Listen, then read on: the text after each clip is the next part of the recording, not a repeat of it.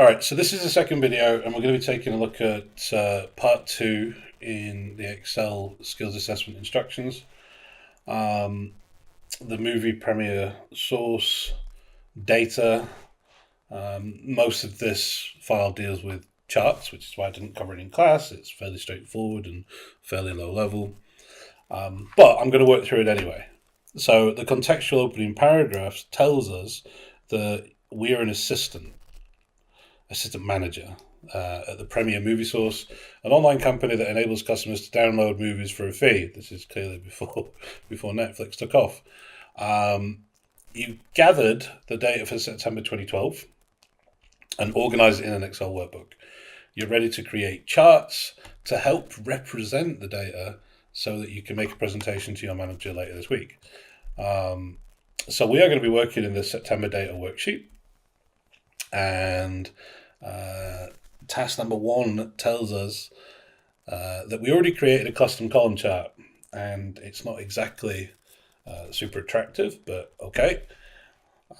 But you selected too many cells from the data source, which is unfortunate, and that's why we're getting these weekly and category totals actually. So the blue one in the legend is this big spike. Those are the category totals. And I'm going to make this bigger, even though the instructions don't ask us to. What's happening is, because the totals, both weekly from row 15 up here and column F, those category totals, because those are just the totals, so that's not the actual data.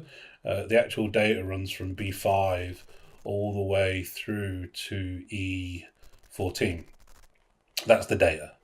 But because the totals are selected, it's making the data seem really small in comparison, which makes sense. That you can only draw so much in the chart. We would have to make the chart really quite large in order to be able to get an idea of what some of these amounts could possibly be. But for stuff like action, adventure, comedy, drama, maybe we can gauge it against the scale. And guesstimate what those amounts are going to be. But they would appear much bigger, and this would look an awful lot better if the totals weren't in here at all. So the weekly totals can go, and these blue lines that are causing us problems with the rest of the data in this chart can also go. So the worksheet is telling us that the chart is based on the whole range of data, right? Including the category totals and including the weekly totals. And what we actually need is this. That's going to be the data that goes into the chart. We need to get rid of the weekly totals, and we need to get rid of those category totals. So it says you need to open up the workbook and adjust the data source for the chart. In addition, you want to position and size the chart. So step A says remove the category totals from the legend. I mean, we can literally just delete it. But okay, so we're going to remove category totals from the legend. I'm literally going to delete it. It doesn't remove the data. Like, the category totals are still there. These big blue lines, they're still in the worksheet, but we have removed category totals from the legend. And then it says, and then adjust the data range to exclude the weekly totals. We're actually going to adjust the data range to exclude the category totals and the weekly totals. With the chart selected, we're going to need the chart design tab up here, contextual tab that only exists when we have an object selected like a chart. And I'm going to go into select data.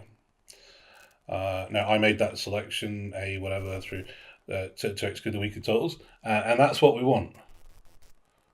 So category totals is in here, and I don't want that, and weekly totals is in here, and I don't want that. So we've got our legend entries. We're going to remove category totals from that, and our horizontal category axis labels, we're going to get rid of weekly totals in there too, and click OK. That fixes, well, it doesn't completely fix the chart for us, but it at least puts us in a far better position than we were before. Now, even if the chart is, I don't know, relatively small, we can still get a better idea of where these amounts come in. You could argue that this left-hand axis could be more detailed. There could be more steps in here, every 100 maybe, and that would give us a better idea. But there is an alternative solution to identifying, because this is quite a lot of data in a single chart. There's a better solution for identifying the actual amounts than filling up these axes. So what we'll do is, it says position and size the chart so that it fills the range A18 to L37. Now, there's a bit of a trick with this. Normally what would happen is you'd kind of position it here, and it wouldn't, it's in cell A18, and that's good enough. And then this bottom corner is going to be an L37, so it's going to be about here. So that's going to be about the size of the chart. But if you want it to, in my IT lab, it often tells you fit the chart to this range of data. And sometimes it marks it right, and sometimes it marks it wrong. It depends exactly where it is in those cells. We do have, if I've got this object selected, we do have an option in the Format tab. I'm going to sneeze. Oh, excuse me. In the Format tab, in the Arrange group, on the right-hand side of that ribbon, that there is an option called Align, and we can tell this chart to snap to the grid. It's actually going to snap to the edge of the cells when you resize it. So if I come up here and I drag this away, now I can't do middle values between the cells. I can just do full cells, which means that when I drag and resize it, it's actually going to map to the cells perfectly. And then this is going to be column L, which is probably already done. But I can either snap to the end of column K, or I can snap to the end of column L, which is what I want. So it no longer kind of sits in those cells now. It's now mapped perfectly to that range, A18 through L37. And my IT lab couldn't possibly mark this wrong now. Not that this is going to be submitted to my IT lab, but you get the point. Okay, so we've sized it up. Step C says change the row and column orientation so that the weeks appear in the category axis and the genres appear in the legend. So there's a couple of different ways that we can approach this. With the chart selected, what we're going to do is we're going to go into select the data for this chart. I'm going to reselect that range A4 to include the headings all the way through to E14. So I've not got weekly totals selected, and I've not got category totals selected. And when I do that, when I reselect that data, this button becomes available to me. It was grayed out before, and it says switch row and column. If I do that, this is what it gives me. The question said, change the row and column orientation so that the weeks appear in the category axis and the genres appear in the legend. Well, these are the genres, and these are in the legend now. So this is how the chart should look at this point. And all we did is switch those axes round.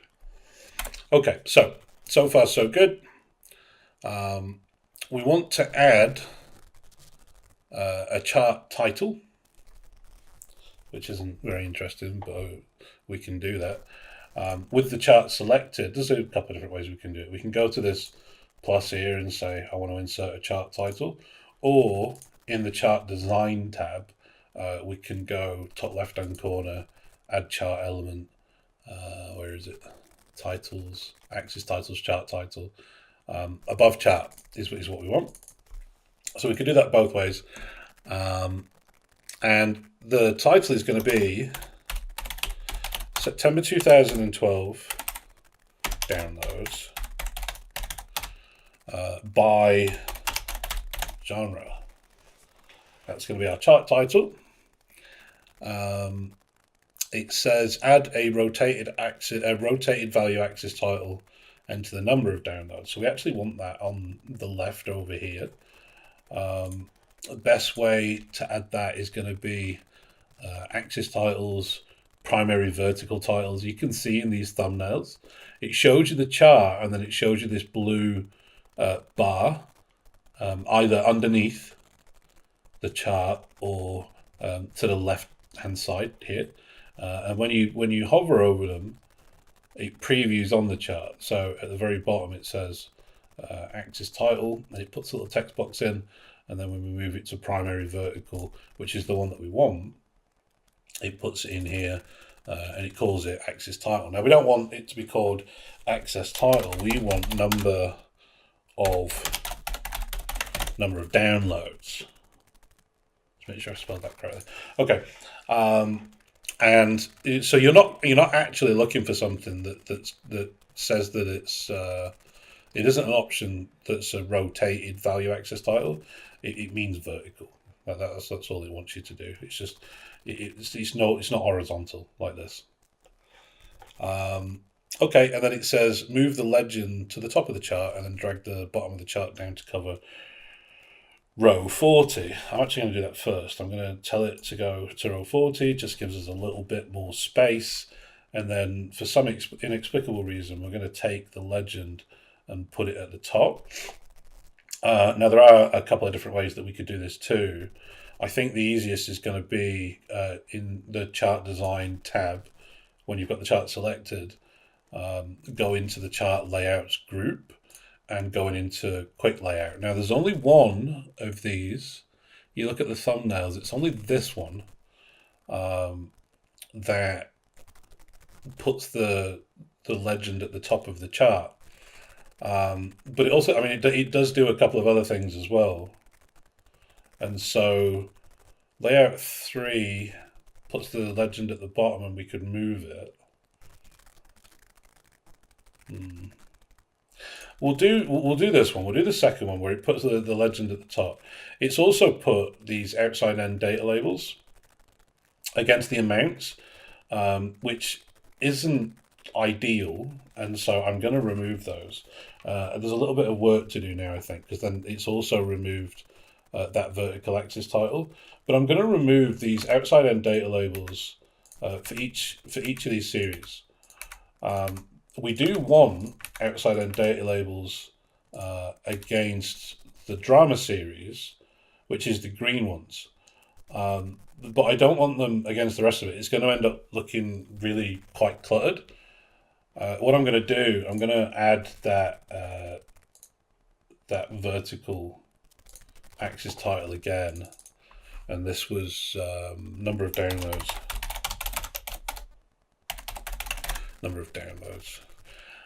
So I've put that in. So now this is looking okay.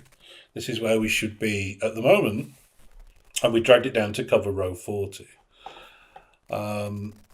Okay, so then we're on to step 3, which says you're ready to apply the finishing touches to the cluster column chart. You will adjust the font size of the category axis. So we've got our legend, we got our categories down here. Font size of the category axis, and display additional grid lines to make it easy to identify values for the data series. Will it help here? I don't know whether it'll help or not, actually, because we don't have that axis over there now. But we can fix that. And then it says you'll add and adjust data labels to the drama series, and then you're going to add a linear trend line, and that will be added to the drama series as well. So first thing it says format the category axis with 12 points size. So I'm going to just increase those to 12. It says display major and minor horizontal grid lines. And now that we can access them directly from the chart, or we could go back to chart design and add chart elements up here. Grid lines are in there too. But we'll do it from down here. We'll go into grid lines, and it says major and minor horizontals. So primary major and primary minor, both horizontal. That gives us those lines that go across the chart. It can make it easier to read. But you know, let's turn primary vertical back on in here. Now we can see the actual amounts. Now it's starting to look okay. So with those turned on, it says select the drama series. Now the drama series is this blue one, right? So it's these. And when you click them once, it will select, in this case, all 4 of them. It selects the entire series. And it says add data labels in the outside end position. Right, so we're going to go add chart element down to data labels, and we want outside end, like so. That puts the amount for that particular series in these text boxes. With those selected, it says add a yellow fill color to the data labels, just so that we can read them more clearly. So I'm going to go to the Home tab, I'm going to go to Fill, and I'm literally just going to fill them yellow, like that. And then it's a chart that we can read. It's easy to see what those amounts are. And this looks really quite clean and tidy now. Step number 4 says insert. Oh no, I've missed a step. Step E for question number 3. It says add a linear trend line to the drama series. So these, obviously, this is our drama series here that we've got selected, and it wants to set a trend line. So trend line it's in the same menu. It's all the way at the bottom, and there's a couple of different types of trend line, but we want a linear trend line. And it cuts a line, it draws a line all the way through the data points for that series, as close as it can. In this particular case, it's gradually decreasing, even though the week 4 is a higher rental amount or download amount than week 3 for the drama series. There isn't enough data for it to adjust the trend line any more than we started at 2105 and we ended at 1945. So it's going to go down. It's going to go down through it. It's just that it looks like the drama series underperformed for week 3. Or it overperformed in week 4. One of the two. But that's our trend line that's cutting through that data. And the next step is to insert and format what's called spark lines. Now we're going to go back to the top of the actual worksheet into this column G, this summary column against our data, and we're going to put another type of chart, basically, chart, graph, whatever you want to call it, in the cells themselves. Spark lines can be quite useful, but you've got to be careful with them. You've got to be careful not to select your category totals, and you've got to be careful to do the first one and then copy it down. You don't do them all at once. So it says you want to show weekly trends for each genre by inserting spark lines in the column to the right of category totals. It says insert a line spark line for the weekly, but not category totals.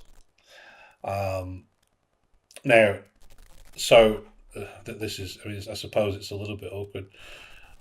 It doesn't mean this weekly totals row. It's talking about the amounts weekly. In total, we have to see how they moved in a little chart in this cell in G5. So the first thing to do is to put your cursor in G5 and then go to the Insert tab.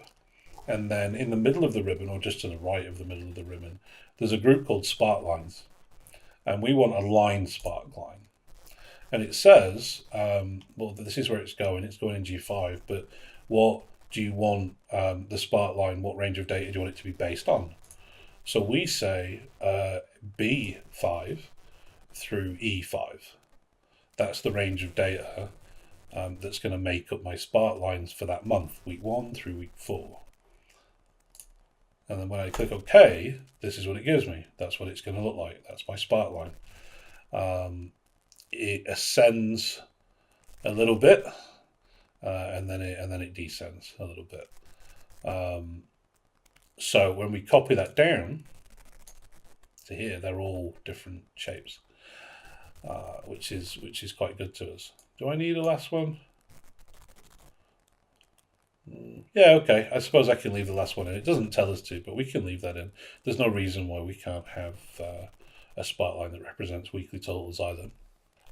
I'm going to leave them selected though, because there's additional adjustments that we need to make. So these are basically just line charts, line graphs, and there's 4 points on them. Some of them you can tell that there's 4 points, like this one for the foreign genre. Starts off low, sales increase in the second week, then they drastically decrease in the third week, and then they increase again in the fourth week. But some of them, like the first one, it's difficult to tell like where the second and third points are. So what we're going to do is we're going to make it a little bit more obvious. We're going to firstly apply spotlight style dark 6. So that's colourful, Liam. That one. I'm going to apply the blue to it. And then we're going to display the high point for the spotlight. Whichever week they had the most downloads, we're going to display the marker, a high point marker, and we're going to display it in red, like this. And what that does is it adds a dot to the week, to the data point that was the highest in that spotlight, so you can see what week it peaked in. And I think that's all we need to do there. We don't need to add. You could add like low points as well, and then you could add start and end points. But the high point tells most of the story for us, so we're going to leave it at that. It says the next step is to create another chart. It says you want to create a chart that shows the monthly volume of downloads by genre. You decide to create a bar chart with genre labels on the left-hand side of the chart. So it says select the genres and the weekly totals. So these are obviously the genres here. And then it says that we want the weekly totals. That can't be right. So the genres and the weekly totals. So it's not, it's actually category totals. It's going to have to be category totals. It's going to have to be those. The weekly totals isn't going to map well for us. Okay, so I think it's category totals, so we'll take that. And it says create a clustered bar chart. So we're going to go insert. We are going to go to charts. And we are going to select a clustered bar chart, which is what's already selected, and this is what we're going to work with. So what else do we want? It says move the chart to its own sheet. Best way to do that is actually to right click the chart and tell it move, and then it says where do you want it to be placed. We want to put it in a new sheet, and the sheet should be named bar chart. Gonna click OK. It says, of course it does, it says change the chart type to a stacked bar chart. So we go into change chart type, and we're going to change it to a stacked bar chart and click OK, and of course nothing happens. And then it says add a chart title above the chart. So we'll just use this. Let's delete this out. If I can actually select it, there we go. Called set 2012. Nope. Set 2012 total monthly downloads by genre, which is quite long, which is why they abbreviated set. Okay, so that's the chart title, and then it says format the bar chart. You want to enhance the appearance of the chart by applying a chart style and adjusting the axis values. Apply the style 31 to the bar chart. I'm not convinced there's going to be a style 31, but I could be wrong. No, there isn't. It only goes 16. So every time there's a new version of Excel, they typically update like the styles for things, particularly charts. So that we don't have style 31 in here at all. And so I'm actually going to pick a different style. I'm going to pick this one, I think, style 7. It doesn't matter whether you what style you actually pick. You know, if it's on my IT lab, then obviously it wants you to pick a particular style, and it won't mark it right unless you do. But as far as I'm concerned, for my assignments and for exams and stuff, if it says change, it won't tell you what style to pick. It'll just say change the style. So as long as you go in and change the style, you're evidencing to me that you know where the menu is and you know how to do that. Picking the right one's irrelevant. I'm not really bothered about stuff like that.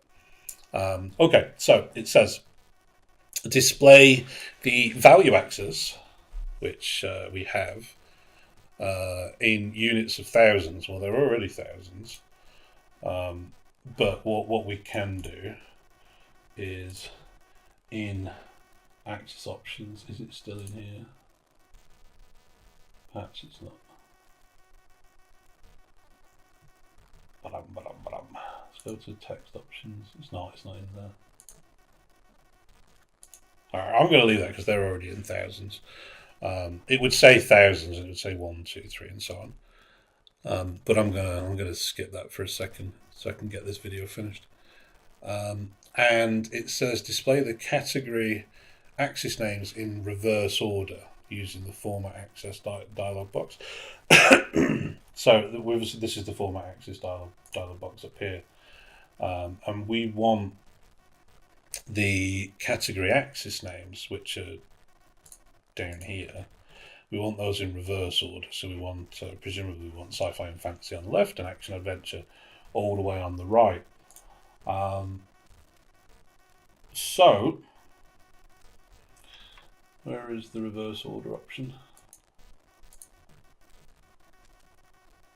Oh, it's here. There we go. It's right there. Category in reverse order. So action adventure goes to the right and sci-fi and fantasy ends up on the left. Okay, so we've done that, and then it says apply the layout 3 style to the chart. Layout 3 does still exist, and so we can apply that, no problem. Action adventure is still on the right, sci-fi fantasy is still on the left. It's looking okay. We can read everything in there.